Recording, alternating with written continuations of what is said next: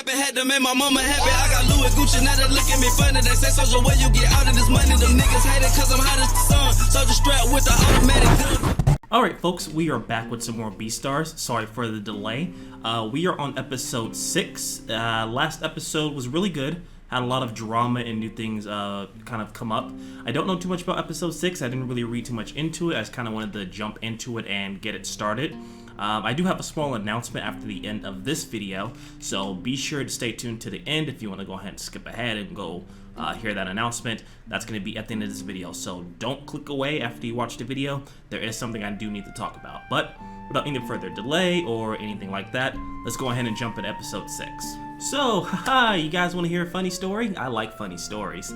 So, I recorded, or I watched the episode, I did the entire reaction to this, and I forgot to press record. So, for this one time only, I'm actually not going to have the video playing in the background. However, I am going to talk about the episode because I did just finish watching it.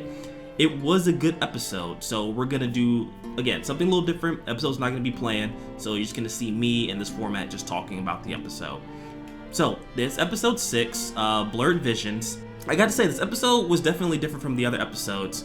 It starts off with the opening of another murder that's been taking place. It was a gazelle, which I think is also on the art/drama team. I want to say she was. It could just be a random gazelle, but she was murdered, I believe, in town. Now they've kind of shut down any activities for the herbivores for a while. They let the carnivores kind of go out into the city. Legacy, Bill, I think it was an eagle named Aoba, A-O-B-A, I think that's his name, and I forget the name of the fourth person. It's like I think it's like a cat or something like that got downgraded from the drama/actors club down to the art club, I think is his name. I can't remember. But they all go into town and they're kind of talking, interacting with each other, kind of experiencing the town, and they get lost after a couple of hours and they end up going towards the black market. Now, from my understanding, the black market in this town, what it does is specifically set up for carnivores so that they can get meat. Right? That's kind of one of the big things here is that as a carnivore, eventually you're going to have to eat meat. It's just an inevitability, right? And it opens up to Legoshi asking this old goat man for directions. And he does this weird thing with his fingers where, you know, he's showing the price on his fingers. And what he's doing is he's selling his fingers and body parts to, you know, carnivores that can't afford the black market meat. He's just sitting there, hey, my finger's worth 70,000 yen, right? And so Bill, you know, of course being Bill, he wants to eat the old man's finger. He's like, hey, we're in the black market, we're carnivores, let's do this. Of course, Legoshi being Legoshi, he's like, no, we can't do this. We're not about to eat an old man's fingers. They're about to go at it. And then Aoba, the eagle, he wants to be on Legoshi's side, right? But at the same time, he's also a carnivore, and they're in the black market. So it's kind of like, hey bro, if we was in school, I would be with you 100%. However, we're in the black market, we're all carnivores, this is how society is run. And so Legoshi, not, you know, wanting to deal with it, he takes off running through the black market. You know, he's sensing all this different cooked meat, raw meat, stuff like that. It's overloading his senses. And at the same time, he's thinking about a conversation that he had previously with Haru, asking him, how do you see me, right? And in his mind, he likes her, he's infatuated with her, but also he wants to eat her. Like, it just keeps happening, like the scene at the very beginning of episode 1, he wants to consume her. You know, his primal instincts are slowly taking over, and he passes out in the alleyway. This panda finds him in the alleyway and then takes him to his basement, has him chained up, and starts asking him questions like, how long has it been since you consumed a herbivore? Do you know the herbivore? And stuff like that. And Legoshi's telling him, I haven't eaten anyone. I was close, but I stopped myself. They have a conversation, and it turns out the panda oversees the black market, and what he does is he tries to help out other carnivores who are dealing with the urges to eat, to attack and eat someone. he has a photo wall up where it's a bunch of carnivores who have given in to their primal instincts and they've gone through self-harm. Some of them have bitten their arms off, some have missing fur, some took their own life, stuff like that.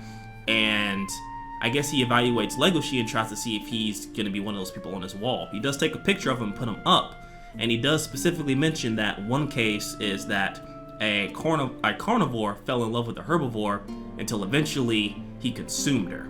And so that's kind of shadowing where Legoshi's at right now. He's infatuated with Haru, and I guess what the Panda's trying to say, that I don't think they gave out his name. He's trying to say that, is it really love, or are you just, hungry? Do you just want to consume her? So he unchains Legoshi, takes him upstairs into his main house, and it turns out that he is a doctor/psychiatrist, and he's evaluating Legoshi and telling him, hey, I can help you if you want me to help you, but that's up to you. But, Legoshi being a teenager, he has all these mixed feelings and emotions, and the Panda's trying to tell him, hey, chances are you're not really in love with this girl. You're fascinated by the idea of her, and your primal instincts to consume her is being confused with love, right? So they talk it out for a bit, and at the end, he gives him a magazine that has, I think it's called like Wild Rabbits Wet Dreams or something like that. It's basically a porn magazine with like naked rabbits and stuff, and he gives it to him and says, hey, take this, look at this, and if you get aroused, then you just have a unique sexual preference. If not, it's something much worse. Come back and talk to me. Legoshi reluctantly takes the magazine, however, he doesn't really want to view it or look at it. He takes off running again, basically wants to figure the whole thing happened. He makes it back to the station where we meet back with the eagle, Oba. And he's sitting there thinking, why are you still here? I thought you left with Bill and the others.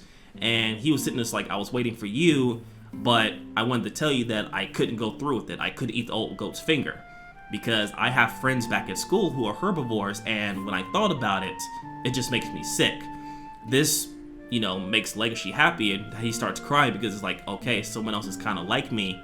Like, he doesn't want to eat or consume, other people either. So that's where the episode ends off, and I have to say, it was a good episode. It was good to see kind of like how the outside world works. And it's a good introduction to the black market, which I think we're going to see again in the future. And it really opens up the world and just kind of shows how society works outside of school, which is really cool. So a really good episode. Again, I apologize that, I'm not watching it and reacting to it. That's my mistake. I forgot to record it, and I figured rather than fake a reaction, I would just give you my honest thoughts on it, because I literally just finished watching the episode. I thought I hit record, I was about to hit stop record and then film the outro, and then this happened. So here we are. But I do have an announcement to make. I left a poll up on YouTube. For those who haven't seen it yet, I will do a little screenshot probably on the screen or something like that, suggesting what will be the next anime that I react to after we finish Beastars. I put a couple of examples. I think I put 5 or 6 animes up. And as of currently right now, the one that has the most votes, I think 40 or 50 people voted on it. Right now it's Mob Psycho 101. And I looked into it, not the episodes or what it's about, but how many episodes there are. And it seems like there's 25 episodes, which is good, because I don't want to go into something like One Piece, which has over 900 episodes, or something that's 7 seasons and 7 episodes long. That's really long. So having something like Mob Psycho be 25, 26 episodes, that's a perfect fit. So once we end with Beastars, we will gonna jump into Mob Psycho 101. After that, I'll probably put up another poll, probably both on the YouTube community page, and also I'll make a video on it suggesting what you guys think I should watch next. So that's kind of the small announcement, is that after this we're going to be watching Mob Psycho 101. I may start an episode or 2 early before Beastars ends. If not, they will be going up after we finish off season 1 of Beastars. So that's a small announcement, and thank you guys for making it to the end of the video. Again, I apologize that we don't have an actual reaction this time, simply because that's my own dumb fault, and I don't want to fake a reaction just to put a video out. So hopefully you guys enjoyed my thoughts on it, and if you prefer this platform, rather than me showing it and just kind of giving my thoughts on the episode and kind of recapping over it, let me know. We may switch up the formula, we may switch out the format. Let me know what you guys think. Would you prefer format A or B?